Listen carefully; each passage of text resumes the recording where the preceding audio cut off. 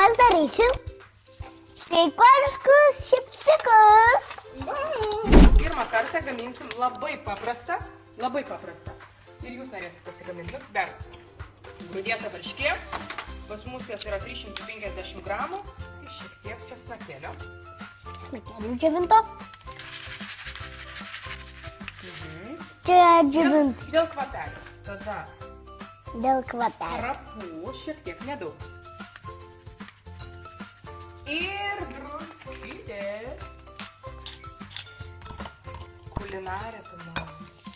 Dar mama sugalvoja įdėti bulvių prieskonių. Šiek tiek. Nedaug, bet šiek tiek. Manau, kad bus skanu. Buvo biškis sūrus, ne? Nieko tokio. Va čia viską formuosim, išdėsim tokiais gabaliukais.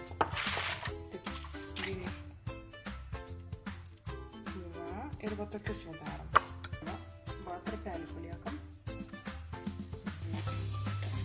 Nu, žinokit, tikrai labai skanus. Oskaras valgo, sako labai skanu. Skanu mažiau?